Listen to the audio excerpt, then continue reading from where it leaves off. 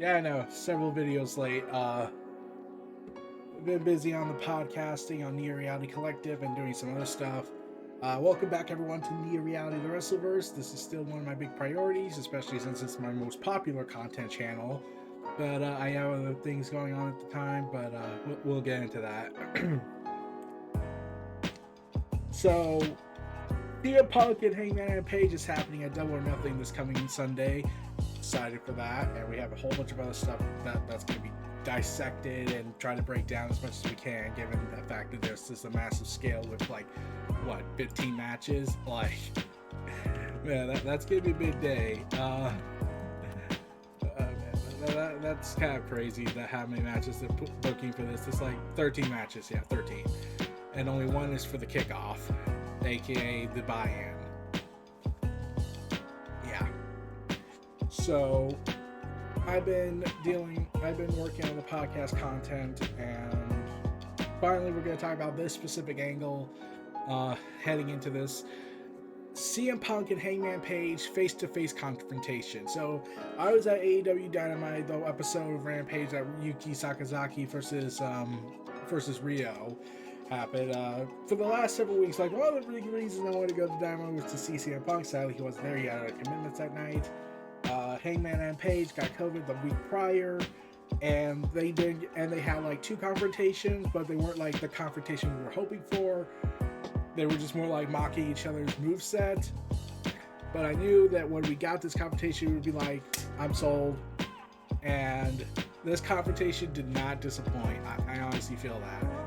Though you're left with some questions about it, like why does Hangman hate Punk so much now all of a sudden? Like it just came out of nowhere, left field. And yeah, CM Punk has been cordial and respectable. Hangman has taken this aggressive route here, and you're kind of not really sure what's going on with this. Like, why does Hangman hate Punk all of a sudden? Like, we never get the proper motivation of it. It's just we're left to interject and interpret what's going on. I've seen people on Twitter comments go ahead and give their theories and analyzations of it. Some have speculated this is actually more of a follow-up to Eddie Kingston's beef with CM Punk, which would make sense in the grand spectrum of Punk's still the big jerk that he's been for years, that he was 7 years when he left and 7 years after he came back. That he's still this very bitter, angry guy who wants everything to be about himself. And if that is the route they're going for, then that would make sense. I'm surprised they haven't teased a Serena Deeb CM Punk meetup. Like, hey, Serena! And then they do a hug and they mirror off of the Straight Society Day when Punk was the faux Jesus character that he was. So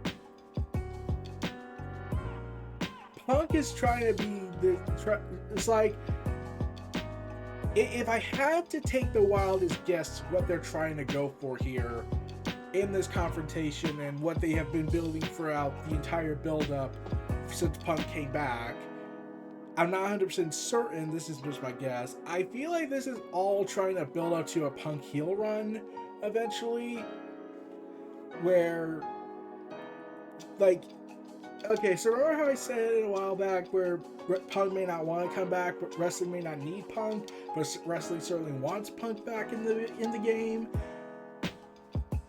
I keep thinking that there's something else with this. Like, you have all these teasers, all these people saying we want Punk back, but when he comes back, he's not doing it the way they wanted it to. They wanted the myth, the legend Punk.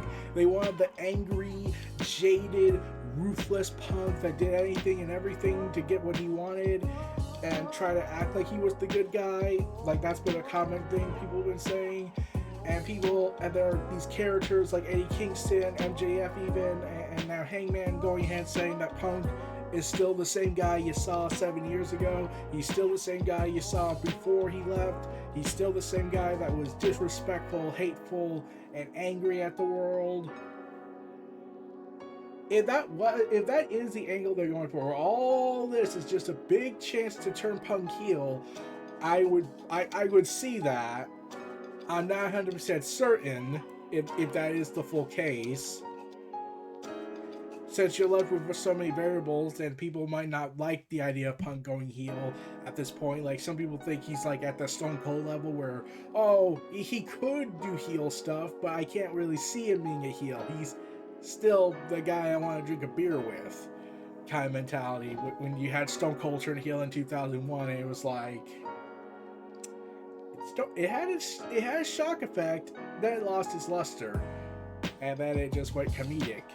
And you're just like, that's just Stone Cold. Not seeing this ruthless man, like probably when he was beating up the Hardys and Lita with Triple H. That was the closest you ever got to a like booing Stone Cold. But in terms of like Stone Cold being a heel, it was just like, well, we committed to this. We might as well just make it go through with it. Even Stone Cold admits he regrets doing the heel turn.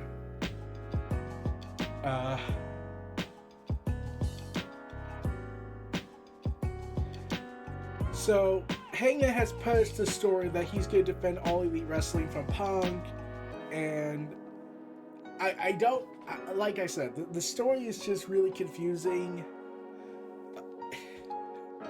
And then Page sucker punched Punk in the face, so that was something.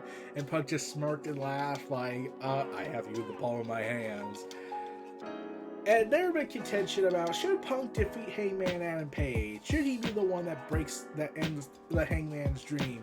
I'm still on the proponent that MJF should be the one that ends the fairy tale, because that would just be a beer in the ring worthy he could get, especially if it does it for BS means. Oh man, the amount of heat I could get. Oh man. So, and Punk's just become increasingly political in his stuff. He's even wore an X-Men shirt saying mutants for Wolverine, which was awesome. Though, a lot of people also pointed out that they notice something odd every time when they do these kind of things. They notice that Punk's always wearing black clothing, but the opponent he's facing who's aggressive against him is wearing white. Like MJF did it, Hangman did it. They start noticing a pattern here, and it's like, you're trying to say something, I don't know what, you have my attention, I want the payoff. We'll have to see when Double or Nothing comes around, see if there's any big payoff to these symbolisms, and see how that goes. But it's just this interesting angle where they seem to be implying that MJF is just as much as a victim in all this. Like, he looked at Punk like he was his hero, and while you could say, oh, that big promo he cut was him throwing Punk off in his game, and then he did the beatdown, you could still say that was MJF being legit. Like, part of him still looks at Punk and thinks, you turned your back on me, that's why I'm this jaded, angry guy. And I even said that the story seems to be that Punk is not fighting MJF. I actually said this, Punk is not fighting MJF, Punk's fighting himself. He's fighting the angry, bitter, angry Punk that just that just stabbed as many people as he can in the back to get what he wanted. MJF's doing the same thing. He's even reciting similar promos saying, I'm the devil himself, and he calls everyone mindless sheep, whereas Punk back in 2004, I think, called everyone mindless, stupid people. And it just feels like that you got that more with that, but with Hangman, it's just like, it feels like there was supposed to be more context given, but then because of COVID and the commitments Punk had outside of AEW, they were just like, okay, we kind of have to make up what we can with this, and probably do the story in the ring when they fight. I'm not certain of that. I could be wrong, but we'll have to see come this Sunday and see how that fight goes down. Especially since Double or Nothing's competing against a major sports event, so good luck with that. I'll be watching Double or Nothing, I'll be commenting, making some videos on the best matches I can find and the high quality. I'm like, they have 13 matches. You're gonna have to try a lot of things on this. Heck, if Hook and Dan Hansen work out against Tony Nese and Sterling, now I'm suddenly thinking I want James Stephanie Sterling to show up in AEW just to do this. Say, I am Sterling. No, I'm smart Mark Sterling. But not hijinks ensue. Yeah, that's just how something I just want to see. Imagine James Stephanie Sterling, Dan Hansen, Hook, and Maki Ito just being the outsiders and being their own little social outcasts, and Hook's the cool dude. Dan Hansen's the more freaky guy. He's like, be nice, but evil.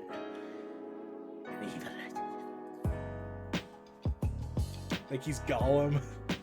I have no idea why I thought that. Maki Ito is Maki Ito. And James Stephanie Sterling is, well, they're the anti-establishment and whatnot. Okay, I don't know where that came from, but we have a busy Sunday heading in. I gotta get my podcast stuff done, and I got another match I need to talk about later today, hopefully, or head into Sunday before Double or Nothing. But I gotta watch the match first. It's 30 minutes long. I think I could give you a hint where I'm going with this.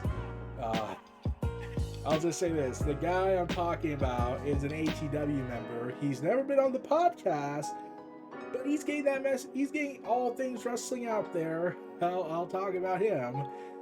I'll talk about that specific wrestler. You'll see where that goes. So, good luck with that. He's in our group chat, by the way. Good luck with that.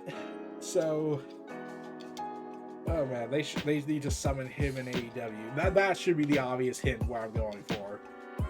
This was Near Reality, the WrestleVerse. Hangman Page and CM Punk. Good luck with your matchup. You're gonna need it, especially since you're gonna compete with sports, with bigger mainstream sports. So,